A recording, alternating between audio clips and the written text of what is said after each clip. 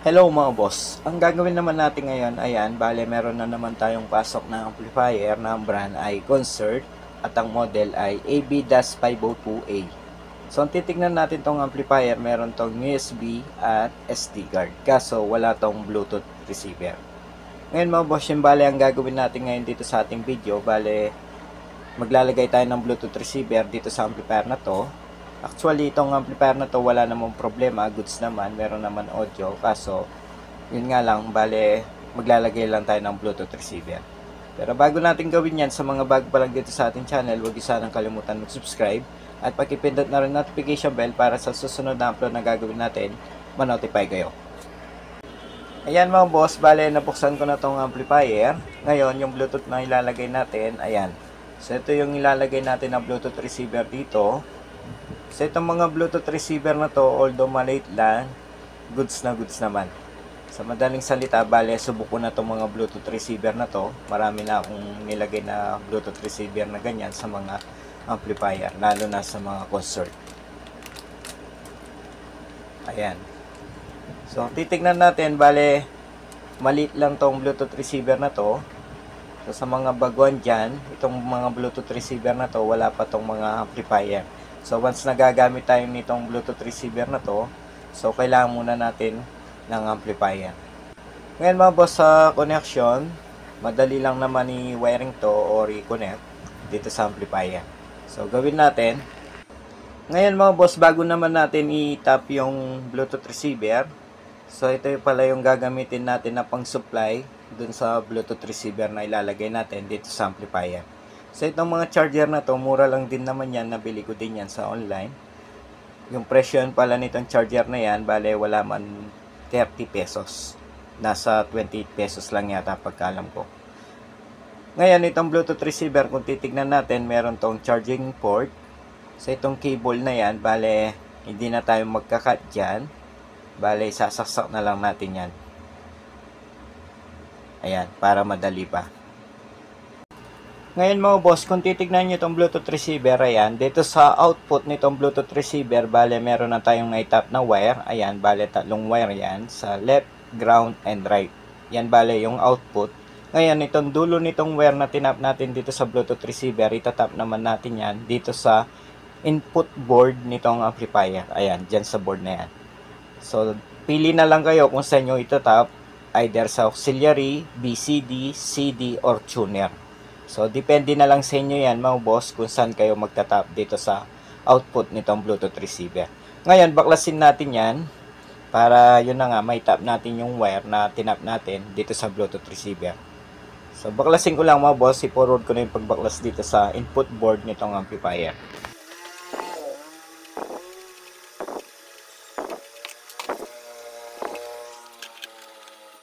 So, kung mga boss, itatap natin yung wire dito sa tuner.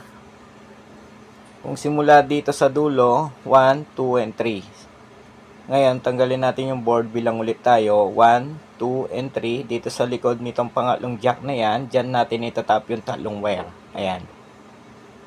So, madali lang mga boss. Ngayon, gawin natin. So, ayan. Unang itatap natin dito mga boss, itong kulay black na wire. Ayan, yan bale yung ground.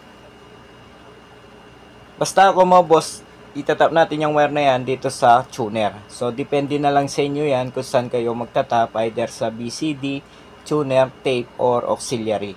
So, itong ating ninayos ngayon, ang meron tong input ay tape, tuner, at BCD lang. So, tayo magtatap tayo sa tuner. Ngayon, itong dalawang kulay gray naman, sa magkabila niyan, bale yung kanyang left and right. Ayan. Kahit magkabaliktad yung pagtap natin, dyan sa dalawang wire na kulay gray na yan, so, okay lang. Walang problema. Huwag lang yung kulay itim. Ayan. So, napakadali lang kung titignan nyo. Ngayon mga boss, after natin may tap yung wire na yan na galing sa Bluetooth receiver, so, ibabalik na natin yung board na yan. Tapos na tayo dyan. So, after natin may balik yung board na yan, so, sunod, ipipesto ko na rin yung Bluetooth receiver dito sa amplifier. So, i-forward ko na yung pagbalik dito para madali na tayo.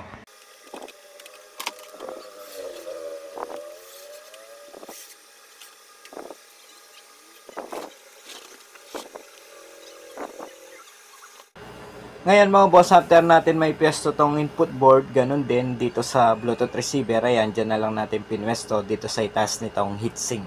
Ngayon, sunod naman, dito naman tayo sa supply. Ayan, dito sa cable. Bali, itong cable na yan, so hindi na tayo magpuputol dyan. Hindi na natin kailangan patanggalin yung ulo nitong charger cable na yan. So, yan na mismo yung isasaksak natin dito sa Bluetooth receiver. So, ito yung kagandahan dito sa Bluetooth receiver na to mga boss. Konti lang yung itatap natin na wire.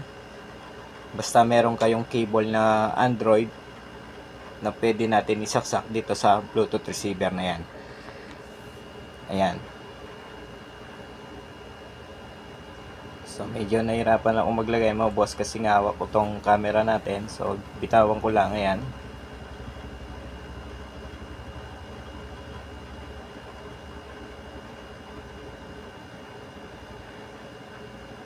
Ayan mga boss.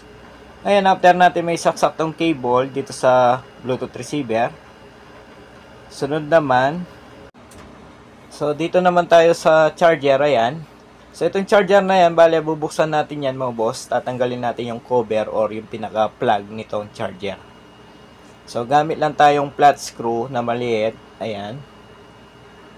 Ayun mga boss. Kung titignan nyo, natanggal na natin. Ngayon, ilabas natin yung pinaka-board. Ngayon, itong board na yan, may makikita tayong metal. Yan, bale, yung kanyang line. Line 1, line 2. So, magtatap tayo mamaya dyan ng wire. Ngayon, yung tinap natin na wire, itatap naman natin mamaya yan dito sa mismong transformer sa primary. So, gawin ko lang mga boss, papakita ko na lang mamaya sa inyo. So, ito, tatanggalin din natin mamaya yan, yung dalawang plug na yan. So, ayan, balen, tapos na tayo makapag-tap ng wire dito sa board nitong charger. Ayan, sa line 1 and line 2. Ngayon, sunod naman. So, yung dalawang plug na yan, mga boss, tatanggalin natin yan. Para matanggal natin yan, painitan natin sa soldering iron. So, mas better pa rin na painitan na muna natin bago natin bunutin yung plug na yan.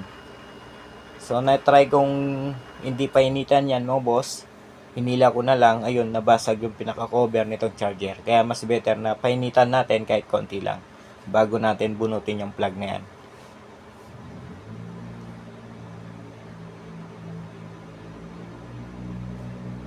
Medyo may katagalan lang ng konti ito mga boss. Tsaga lang, ang importante hindi masira yung cover nitong charger or yung mismong adapter. Once na naramdaman na natin na mainit na itong plug, so sabay natin bunutin yung plug na yan. Konti pa.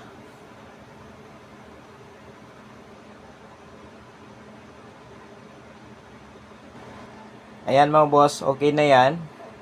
Ayun. So mas madali natin natanggal once na pinainitan natin. Ngayon mga boss, itong pangalawa, ganun din. Kaso, i-cut na natin yung video sa pagtanggal dito para hindi na umaba itong ating video. Ngayon, after natin matanggal yung dalawang plug, ayan, ngayon, gamit yung soldering iron. So, butuasan lang natin para may pasok natin yung dalawang wire na tinap natin dun sa board. Ayan. So, yung tamang laki lang na butas, yung kasya lang yung wire na tinap natin dun sa board sa charger. So, linisin ko lang, ayan, para malinis tignan.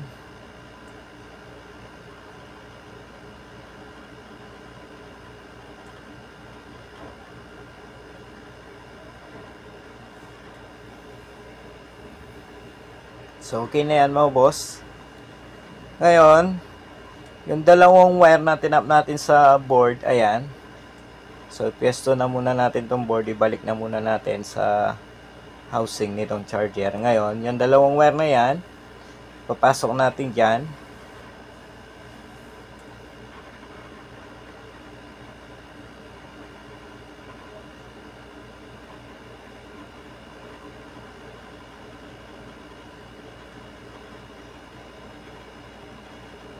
Ayan mga boss. So, natanggal natin yung plug. Ngayon, yung dalawang wire na yan. So ito yung dalawang plug na tinanggal natin. So ang purpose natin dyan, kaya tinanggal natin yung plug mga boss, para walang nakalabas na live. Kasi yung dalawang wire na yan, yung papasok dyan, 220 volts. Sa ganyan na pamamaraan, mas safety. Ngayon, sunod, itong line 1 and line 2 nitong transformer, ayan, yung dalawang pula na yan. So dyan lang natin itatap yung dalawang wire na yan. Itong kulay dilaw at kulay gray. So gawin ko lang mga boss, pagkita ko na lang sa inyo after kung may tap. Ayan, kung titignan nyo, so tapos na natin may tap yung dalawang wire dito sa line 1 and line 2 dito sa transformer. Ayan, napakadali lang kung titignan nyo. Ngayon mga boss, itong pinaka-charger or power nitong Bluetooth receiver, bale, pinwesto lang natin dito na lang. Ayan, so nilagyan natin ng pandikit yan para hindi matanggal. Ngayon, ito namang cable, na kulay puti na yan mga boss, bale, sasaksak lang natin yan dito sa mismong charger. So at least mga boss, yung 220 volts na papasok dito sa charger, walang nakalabas. So yun ang purpose natin, bakit tinanggal natin yung plug nitong charger. Mas better kasi yung ganyan kaysa sa i-tape lang natin. Ngayon mga boss, after natin may pwesto yung cable na yan, so testing na tayo. Tignan natin kung okay na ba tong ginawa natin. Ayan. So testing tayo mga boss. So ayan, bale connected na tong ating cellphone. Pangalan pala ng Bluetooth receiver, ayan, XFW-BT. So connected na yan mga boss. So hanap na lang ako ng music na pwede natin patugtog dito na hindi tayo makopyright. So hanap lang ako music para ma-actual testing na natin to. Ayan. So tignan natin kung tutunog.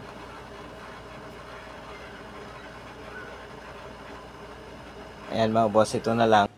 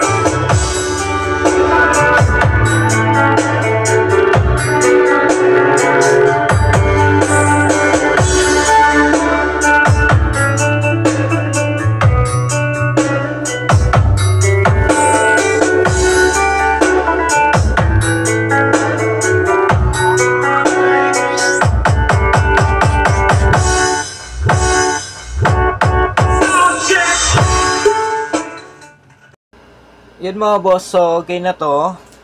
So ganun lang kadaling maglagay ng mga Bluetooth receiver sa mga ganitong amplifier. So isa pang nagustuhan ko dito sa Bluetooth receiver na nilagay natin mga boss, malakas yung kanyang output. Hindi katulad sa mga ibang Bluetooth receiver, mahina yung kanyang output. So mas the best to. So dahil okay na to, hanggang dito na lang tong ating video. Sa mga hindi pa pala na-subscribe, huwag sanang kalimutan mag-subscribe. At pag-ipindot na rin notification bell para sa susunod na upload na gagawin natin, ma-notify kayo. Hanggang sa muli, maraming salamat.